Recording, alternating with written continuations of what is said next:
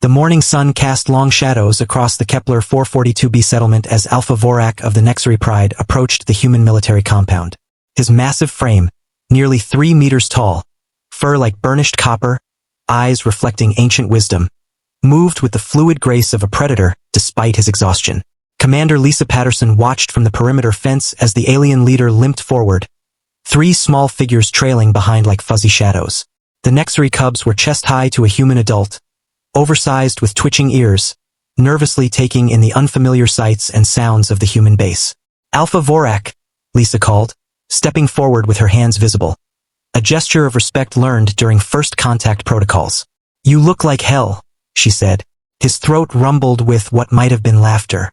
In heavily accented but fluent English, he replied, "Your observation is accurate, Commander Patterson. The Crowlex raiders have pushed deeper into our territory than anticipated. My pride must evacuate the northern territories immediately." Lisa nodded grimly. The Crowlex were a nomadic warrior species terrorizing the sector for months, their hit-and-run tactics making them nearly impossible to pin down.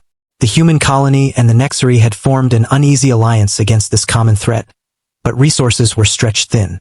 "What do you need from us?" she asked, though her eyes were drawn to the 3 young Nexari huddled behind their leader.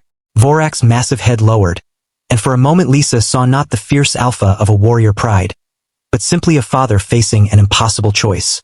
"The march to the southern stronghold will take 12 days through hostile territory. My warriors and I can move swiftly, fight running battles, survive on minimal resources, but the cubs..." His voice trailed off. "They'd slow you down," Lisa finished softly. "More than that, their scent would give away your position to Crowlex hunting parties, and if you were forced to fight..." He didn't need to finish. Cubs in a war zone were liabilities that could get everyone killed. Lisa looked at the 3 young Nexari.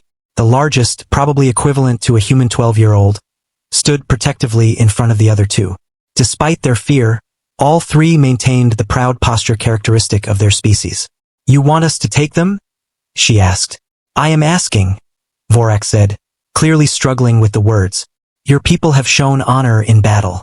Your young warriors are disciplined. I hope, that you would care for them as you would your own cubs." Lisa felt the weight of every human soldier's eyes on her. Taking in 3 alien children during wartime was complicated enough. But these weren't just any aliens. They were the cubs of humanity's most important local ally. Still, the decision was easy. "Sergeant Rodriguez, prepare quarters in the family housing unit and get Dr. Kim to check our files on Nexari nutritional requirements," she ordered. "Ma'am," came the crisp reply. Vorac's relief was palpable. He knelt down, bringing his massive frame closer to eye level with his cubs. The rapid Nexari exchange that followed was full of growls and rumbles Lisa couldn't follow, but the meaning was clear. Goodbye, stay safe, be strong.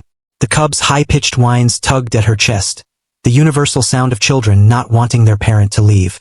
Vorac rose and fixed Lisa with a stare that seemed to pierce through her. "Commander, I entrust you with my bloodline, my future, my heart. In our culture, this debt can never be repaid." "No debt," Lisa replied firmly. "We're allies. This is what allies do." Within the hour, the Alpha departed with his remaining warriors, leaving Lisa with 3 very lost, very scared alien children. Kurt, Nala, and Little Zep. The next 2 weeks transformed the military compound in ways no one anticipated.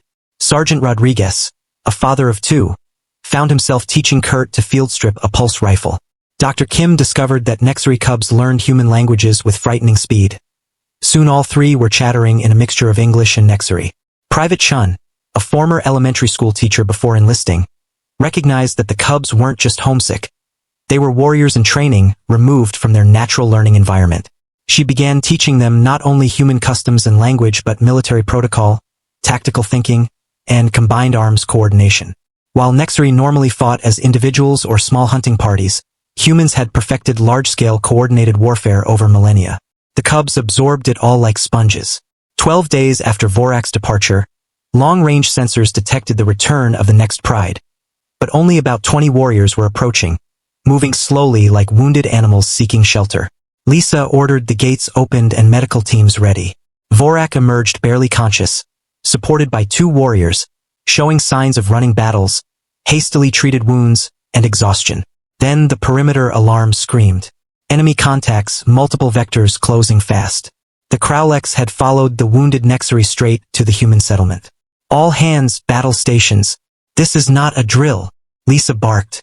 From the direction of the family housing unit came a sound that made her blood run cold yet swell with pride. Kurt, Nala, and Zep had heard their father's voice and knew he was in danger. But they didn't rush blindly. They led a formation Lisa had never seen. 20 human soldiers moving in perfect coordination with the 3 Nexari cubs. Their movements combined the individual prowess of Nexari warriors with the tactical discipline of humans. Alpha Vorac, Kurt called in clear English, his young voice carrying across the compound.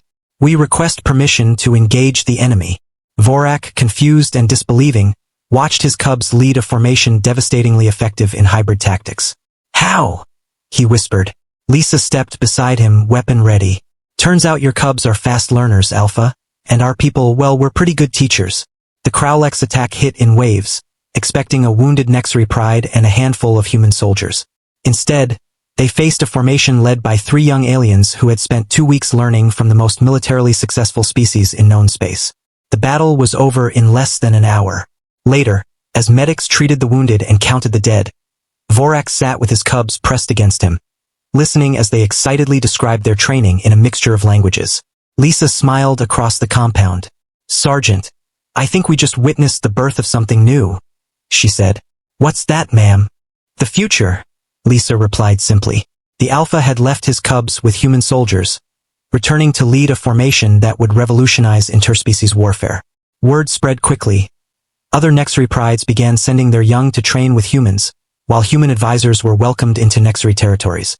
Crowlex hit-and-run tactics became ineffective against enemies combining speed, skill, and discipline.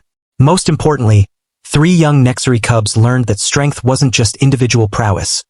It was trust, cooperation, and the bonds forged between species who chose to stand together against the dark. Years later, historians would credit improved technology, intelligence, and logistics for turning the tide of the Crowlex conflict. Those present knew the truth. It all started with an Alpha who trusted his cubs to human soldiers, and humans who taught them that the greatest formations aren't built from weapons alone. Please follow my channel for more videos. One click from you can change my life.